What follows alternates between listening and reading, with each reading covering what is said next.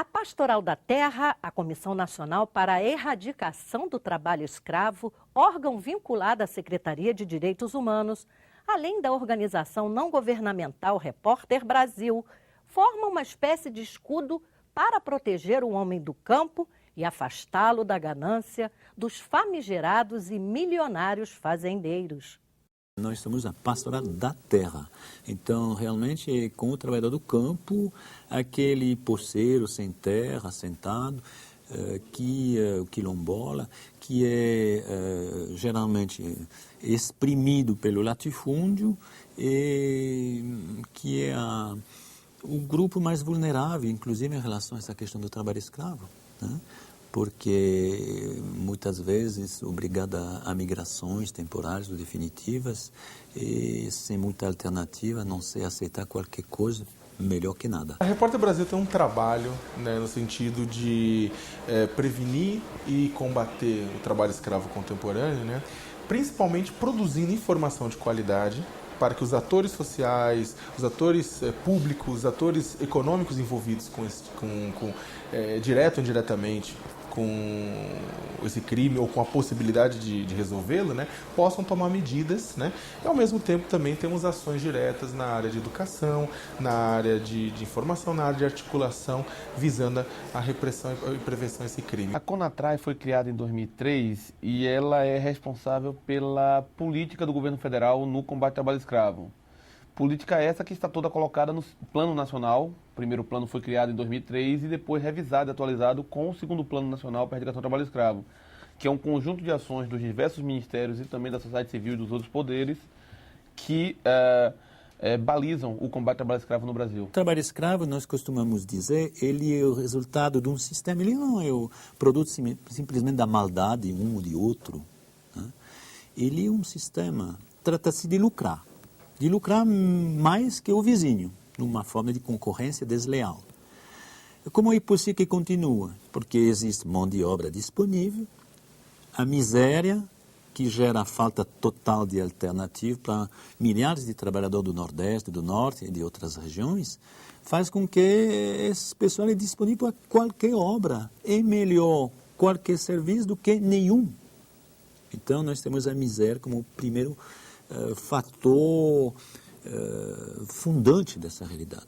O segundo é a ganância, o espírito de lucro a qualquer custo. A doença do trabalho escravo ela é decorrente do nosso modelo de desenvolvimento, que ele é concentrador, muitas vezes injusto, desigual, e a gente precisa atuar para resolver esses problemas estruturais, né, gerando emprego e renda em áreas onde não existe, garantindo oportunidades, né, porque pobreza não é só uma renda baixa, pobreza é falta de acesso a oportunidades de crescimento, que passa por educação, saúde, lazer, cultura. Precisa melhorar isso nessas regiões de alta incidência de trabalho escravo. O trabalho escravo também está vinculado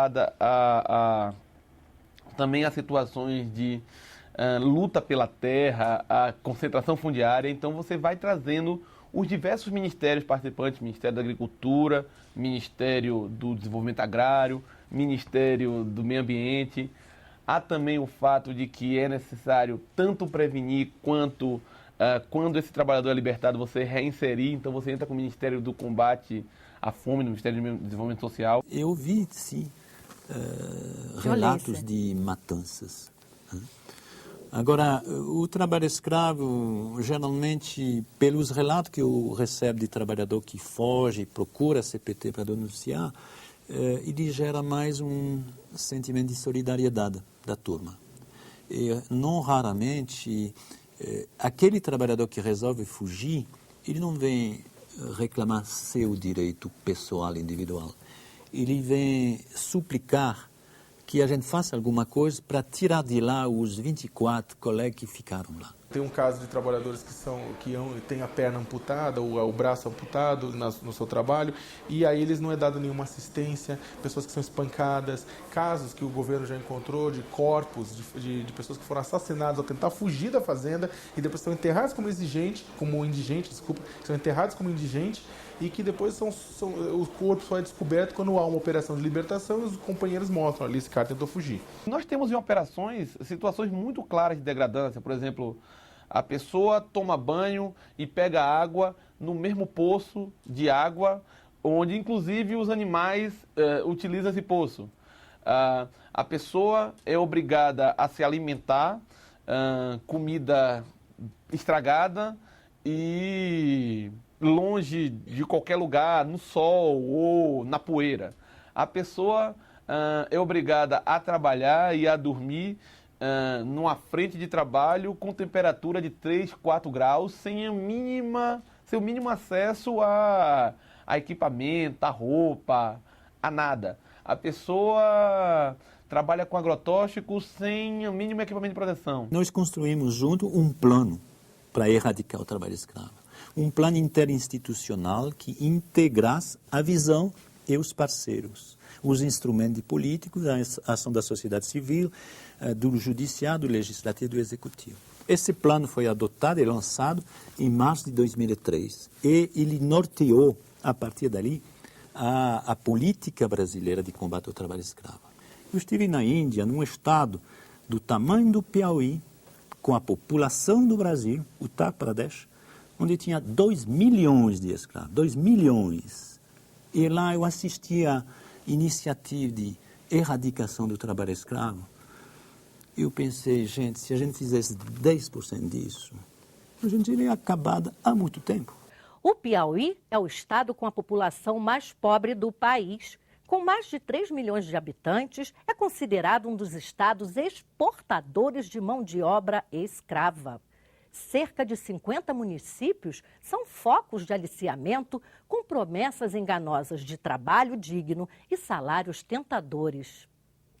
Um grupo de trabalhadores passou 6 meses dentro de mata fechada, dormindo na chuva, bebendo água junto com o gado e comendo o mínimo para sobreviver. Depois de libertados, foram assentados em uma terra em Monsenhor Gil. Lá, com dignidade, eles tiram o sustento da família. De Teresina a Monsenhor Gil, percorremos 60 quilômetros de carro por uma estrada asfaltada. Seguimos mais 40 minutos por um caminho de terra que dificulta a chegada ao assentamento Nova Conquista. Viemos conhecer e ouvir o drama narrado por trabalhadores vítimas da ganância dos donos de terras, exploradores e milionários fazendeiros. De forma cruel, enganaram e transformaram grupos de trabalhadores nordestinos em escravos, aprisionados no meio do nada. Quando nós chegamos lá, no Pará, não foi o que ele prometeu para nós aqui. Quando nós chegamos lá, nós fomos jogados lá dentro da mata. Não foi na fazenda, do jeito que ele tinha falado, foi dentro da mata. Reabertura de fazenda, nós bebíamos da água que o gado bebia. Nós era vigiado por capanga.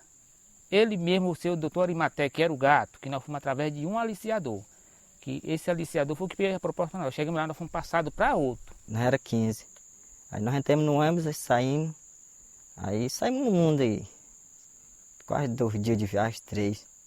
Aí chegamos lá, aí chegou no Rio Araguaia lá. Aí eu pensei que, desce aqui o pessoal, eu nunca tinha andado de balsa naqueles pessoal, meio mundo de carro e ônibus tudo em cima. Aí entra todo mundo aqui para aqui agora. Aí depois subiu o ônibus, e disse, agora lascou-se mesmo, onde é que nós vamos?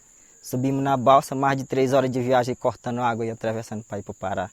Aí quando nós chegamos lá, a primeira coisa que ele falou, amanhã vocês vão fazer a casa de vocês, o barraco de vocês. Nós íamos para um lado de outro como? Aí ele chegou com a lona preta e os machados para nós fazer o barraco. Nesse sofrimento foi 6 meses lá que nós passamos. Aí dentro de 3 meses, aí nós chamamos para ajustar conta, que o saldo que sobrar aí, nós vamos dar um jeito de ir embora daqui. Aí chamamos para bater conta, ele disse, vocês ainda não pagaram não que estão comendo, mas ainda dá conta que eu deixei o dinheiro para vocês de lá para cá da viagem. Bora trabalhar. Nós ia ficar na sede da fazenda. Que antes de nós ir, ele disse que nós ia para a sede, porque nós não ia abrir, o serviço que nós ia fazer lá era roçar pasto. Pasto que a fazenda já estava organizada.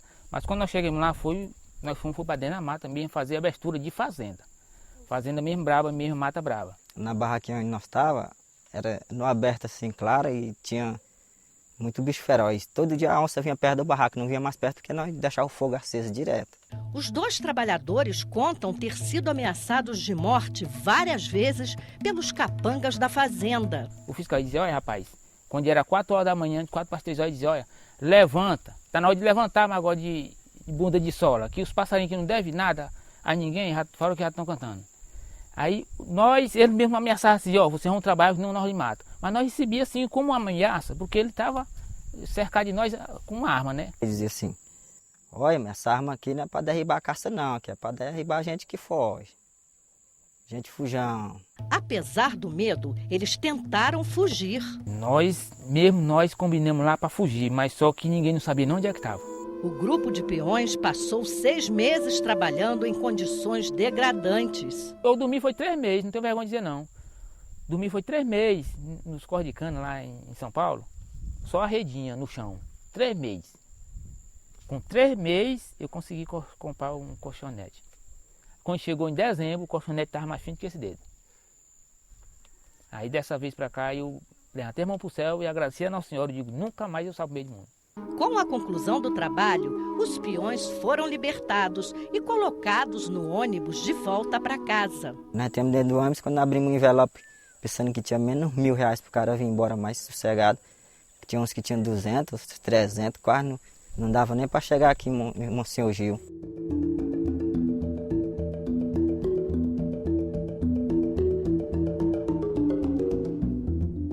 Graças à ajuda que receberam da Pastoral da Terra, 25 pessoas conseguiram ser resgatadas das mãos de fazendeiros inescrupulosos na região do Araguaia, no Pará. A Pastoral da Terra ela foi fundada para atender a demanda das comunidades pobres do campo, vítimas da violência, da expulsão, da grilagem.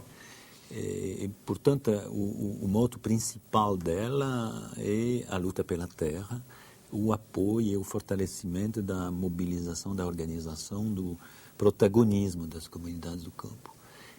Foi nesse trabalho de apoio, que é um apoio jurídico, um apoio de organização, um apoio de formação de liderança, de presença, muitas vezes, simplesmente de depor, testemunhar, estar solidário, né? Foi nesse trabalho que, aos poucos, descobrimos a existência, a permanência, o ressurgimento do trabalho escravo, principalmente na região da Amazônia e do Arco do Desmatamento, lá no Pará.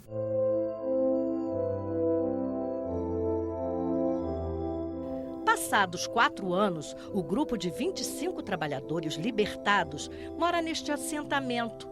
A terra, doada pelo INCRA, ajuda a alimentar 39 famílias, mas elas ainda precisam da ajuda do governo para viver com dignidade. A água, por exemplo, o bem maior do planeta, fica a quilômetros de distância e exige horas diárias de caminhada. Estamos lutando para isso, é que seja uma coisa completa, é que seja o nosso local de trabalho, com a habitação, a água, a energia, a estrada que dê acesso para cá, que a gente não tem, a gente vem por outras estradas, mas não é o nosso roteiro é por aqui a 12 quilômetros mais perto de distância, para a cidade de Monsenhor Gil, que a gente consiga escolas, né, posto de saúde, todas as coisas básicas que todo mundo precisa para sobreviver no local.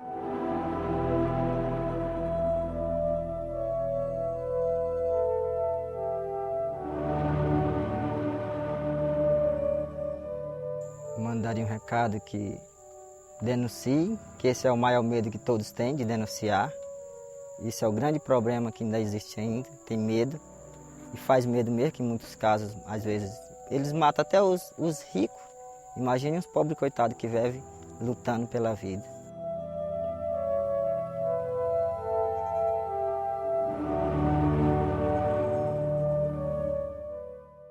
Com a ajuda da Comissão Pastoral da Terra, esse grupo de trabalhadores que acabamos de mostrar foi indenizado pelo proprietário da fazenda, que ainda teve o nome incluído na lista suja do trabalho escravo. Em seguida, esses trabalhadores formaram uma associação e juntos conquistaram uma área de mais de 2.000 hectares. O assentamento Nova Conquista é um projeto inédito e foi criado para atender as vítimas da escravidão. É uma alternativa para reduzir a condição de vulnerabilidade do trabalhador rural. No momento que a gente terminou de se organizar melhor e vimos a força que tem quando os trabalhadores se reúnem. Quando se reúnem, formam uma associação e passam a trabalhar e passam a reivindicar os direitos, não para ele, mas para um grupo de trabalhadores. você passa a ver que ali é o seu lugar. É lutando junto a um grupo que você consegue todas as melhoras para a sua vida. O Inclusão termina aqui. Para rever o programa, é só acessar a página da TV Senado na internet, no endereço www.senado.gov.br/TV. Nós terminamos o programa de hoje com imagens de trabalhadores que foram aliciados, enganados, torturados, roubados e explorados pela ganância de empresários inescrupulosos. A esses humildes trabalhadores oferecemos a nossa solidariedade e o nosso respeito. Até a próxima!